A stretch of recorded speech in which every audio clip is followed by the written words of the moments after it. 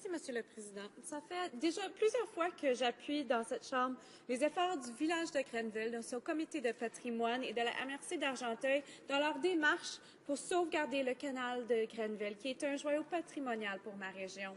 Nous avons relié des centaines de citoyens et citoyennes de la région pour lancer notre campagne pour la sauvegarder. Pour le sauvegarder, et des milliers de personnes ont signé la pétition, une pétition que j'ai par après portée à Ottawa en leur nom. Depuis, j'ai questionné à plusieurs reprises le gouvernement à ce sujet afin de demander de l'action immédiate, de voir si des actions seront entreprises. Je continue de travailler avec les acteurs locaux pour arrêter la détérioration de ce joyau de notre région qui, malheureusement, continue graduellement de tomber en miettes. Mais nous n'obtenons aucune réponse de la part du gouvernement, seulement des promesses vides. Je vous cite le secrétaire parlementaire de la ministre de l'Environnement qui a tenu à me rassurer le 4 février dernier que, je cite, « Le gouvernement a à cœur d'appuyer les efforts des collectivités visant à préserver le patrimoine bâti du Canada » et que le gouvernement continuera d'être le fier gardien du canal de Rideau et veillera à sa protection afin d'offrir aux Canadiens et aux visiteurs de partout dans le monde l'occasion de vivre des moments inspirants et de découverte. C'est très bien pour le canal de Rideau, Monsieur le Président. La ministre de l'Environnement, quant à elle, m'a répondu le 14 février que le budget 2014 prévoit un investissement considérable dans des mesures d'urgence, dont près de 400 millions de dollars pour apporter des réparations urgentes à des barrages, des ponts et des routes situés dans les parcs nationaux. Mais, Monsieur le Président, ici, je ne parlais pas du canal de Rideau et je ne parle ni de ponts, ni de routes, ni de barrages. J'aimerais que le gouvernement cesse de répondre à des questions qui sont vraiment importantes pour mes concitoyens et concitoyennes par des éléments qui sont tirés d'un plan économique qui ne fait vraiment rien pour ma région. J'ai pu voir de près le canal et sa détérioration. La municipalité a fait un excellent travail appuyé par la MRC pour limiter l'accès à la bordure du canal en raison des risques d'affaissement et on a essayé de rebâtir des parties qui ont tombé, mais c'est seulement une solution temporaire car le canal continue de détériorer et dans les dernières semaines, il y a eu un autre affaissement, Monsieur le Président. Ce que la municipalité de Grenville propose, ce que la MRC d'Argenteuil propose et ce que le NPD propose, c'est d'avoir une infrastructure patrimoniale en bon état qui profite à tous, autant économiquement que culturellement. Mais malheureusement, le gouvernement semble oublier le rôle important de leadership qui leur revient lorsqu'on parle de l'histoire canadienne. Je répète donc ma question au nom des gens de Grenville, des gens d'Argenteuil, de toute ma circonscription d'Argenteuil-Papineau-Mirabel et de tous les Canadiens et Canadiennes souhaitant protéger le patrimoine historique bâti du Canada.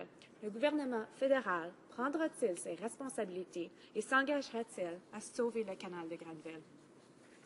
Honorable secrétaire parlementaire de la ministre des Travaux publics. Merci, le Président. Je remercie le député d'Argenteuil, Papineau-Mirabel, pour sa question sur le canal de Grenville.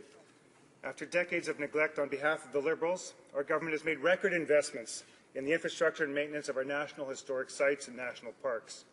I'd also like to take this opportunity to thank the member opposite for highlighting our 2014 budget commitment of nearly $400 million for improving highways, bridges, and dams.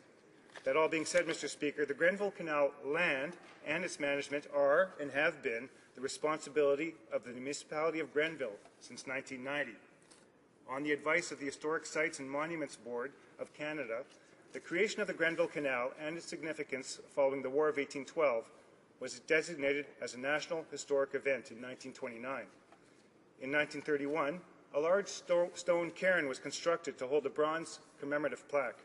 That original 1930s cairn and plaque are still in place today, proudly sharing with Canadians the historical significance of the Grenville Canal.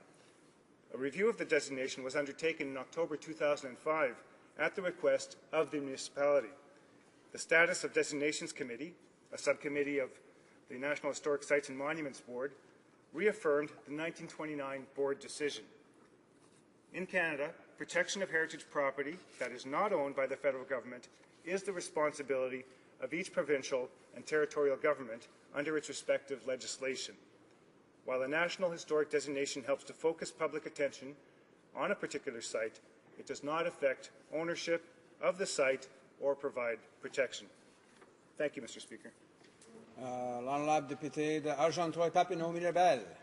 Merci, Monsieur le Président.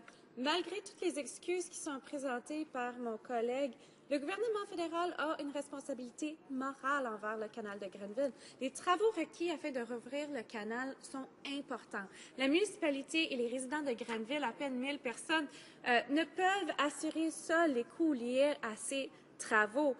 Le gouvernement fédéral, qui a assumé la propriété et la gestion du canal depuis pendant 160 ans, est responsable des lieux à caractère historique du pays ainsi que la voie navigable qui constitue la rivière des Outaouais sur laquelle le canal est situé. Étant donné que la municipalité demande l'aide du gouvernement fédéral pour être capable de protéger son canal, qui lui est tellement important pour des raisons touristiques et économiques, est-ce que les conservateurs vont continuer de fuir cette responsabilité ou vont-ils agir finalement proactivement pour ce canal et pour ma région?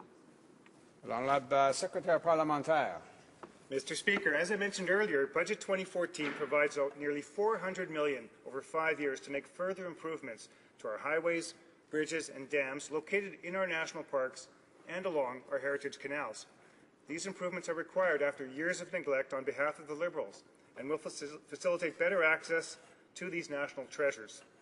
Through our government's record investments, we will ensure the continued safe and efficient movement of people and goods, create employment opportunities in many communities, and support economic growth. Mr. Speaker, our government is proud of these investments and will continue to promote and preserve our national parks and national historic sites so that Canadians can enjoy them for years to come. Thank you, Mr. Speaker.